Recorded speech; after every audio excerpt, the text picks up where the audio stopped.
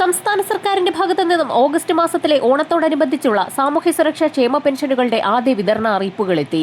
വാർദ്ധക്യ, വിധവ, ഭിന്നശേഷി പെൻഷനുകൾ, കർഷക തൊഴിലാളി അവിവാഹിത പെൻഷനുകൾ, ഇതോടൊപ്പം തന്നെ ക്ഷേമനിധി ബോർഡുകൾ വഴി പെൻഷൻ തുക സ്വീകരിക്കുന്ന ഗുണഭോക്താക്കൾ എന്നിവരിൽ ബാങ്ക് അക്കൗണ്ട് നമ്പറുകൾ നൽകിയിട്ടുള്ള 40 ലക്ഷത്തോളം വരുന്ന ഗുണഭോക്താക്കൾക്ക് തന്നെയാണ് ആദ്യഘട്ടത്തിൽ തുക എത്തിച്ചേരുക.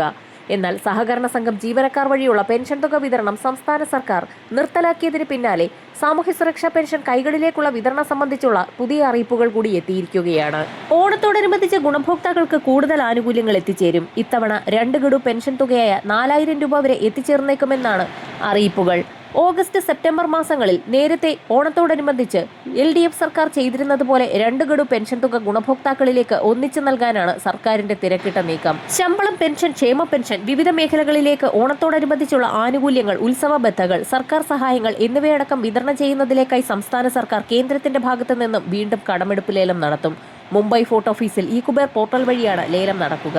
വിതരണ നടപടികൾ ആരംഭിച്ച സാഹചര്യത്തിൽ വരുന്നയാഴ്ച മുതൽ വിതരണം പൂർണ്ണമായും അക്കൗണ്ടുകളിലേക്ക് എത്തിച്ചേരും. എന്നാൽ ക്ഷേമ പെൻഷൻ വീട്ടിലെത്തിച്ച് നൽകുന്നത് നിർത്തി ഡയറക്ട് ബെനിഫിറ്റ് ട്രാൻസ്ഫർ സംവിധാനം വഴിയാക്കാനുള്ള UDF സർക്കാരിന്റെ കണ്ണിൽ ചോരയില്ലാത്ത തീരുമാനത്തിന് പിന്നിൽ പദ്ധതിക്ക് താഴിടാനുള്ള നീക്കമാണെന്നും ഗുണഭോക്താക്കളെ കുറച്ച് പദ്ധതി തന്നെ ഉപേക്ഷിക്കുകയാണ് സർക്കാരിന്റെ ലക്ഷ്യമെന്ന് പ്രതിപക്ഷം ആരോപിച്ചു. ബാങ്കിംഗ് സേവന മേഖലയ്ക്ക് പുറത്തുള്ള ലക്ഷക്കണക്കിന് വയോജനങ്ങൾക്ക് DBT ഉടൻ നടപ്പാക്കുക എന്നുള്ളത് അസാധ്യമാണ്. അക്കൗണ്ട് തുടങ്ങുന്നതുൾപ്പെടെയുള്ള നടപടിക്രമം പൂർത്തിയാക്കാൻ മാസങ്ങളെടുക്കും. ഇത്രയും കാലത്തെ പെൻഷൻ തുക കൈകളിൽ തുക സ്വീകരിക്കുന്ന ഗുണഭോക്താക്കൾക്ക് മുടങ്ങുകയും ചെയ്യും. മുടങ്ങിക്കിടക്കുന്ന കുടിശ്ശിക പിന്നീട് ലഭിക്കാൻ സാധ്യതയുമില്ല. 62 ലക്ഷം ഗുണഭോക്താക്കളിൽ മുൻപ് DBT തിരഞ്ഞെടുത്തവർ ഒഴികെയുള്ള ബഹുഭൂരിപക്ഷത്തിനും വീട്ടിൽ പെൻഷൻ ലഭ്യമായിരുന്നു. ഇതാണ് നിലയ്ക്കാൻ പോകുന്നത്.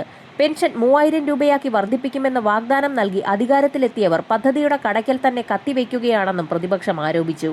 രാജ്യത്ത് DBT ഏർപ്പെടുത്തിയ പല പദ്ധതികളിൽ നിന്നും ലക്ഷക്കണക്കിന് ഗുണഭോക്താക്കളാണ് പുറത്തായത്. ബാങ്ക് അക്കൗണ്ട് ഇല്ലാത്തവർ, അക്കൗണ്ട് വിവരങ്ങളിൽ പിശകുള്ളവർ, നിഷ്ക്രിയ അക്കൗണ്ടുകൾ, ഡേറ്റാബേസിൽ വിവരങ്ങൾ തെറ്റായി രേഖപ്പെടുത്തിയവർ എന്നിങ്ങനെ വിവിധ പ്രശ്നങ്ങൾ മൂലമാണ് പുറത്താക്കപ്പെട്ടത്. നേരിട്ട് കൊടുത്തിരുന്ന ആനുകൂല്യങ്ങൾ DBT വഴിയാക്കിയതു കാരണം 1/3 പേർക്ക് ലഭിക്കാതെ പോയിട്ടുണ്ടെന്നും CAG കണ്ടെത്തിയിരിക്കുകയാണ്.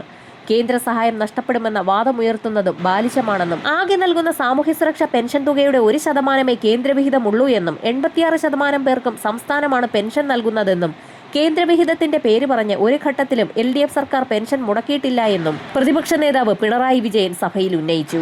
എന്നാൽ ഇതുവരെയും പെൻഷൻ ലഭിച്ചുകൊണ്ടിരുന്ന രീതിയിൽ തന്നെ ഓണത്തോടനുബന്ധിച്ച് പെൻഷൻ തുക വിതരണം ചെയ്യുമെന്ന് ഇപ്പോൾ സർക്കാർ അറിയിച്ചിരിക്കുകയാണ്.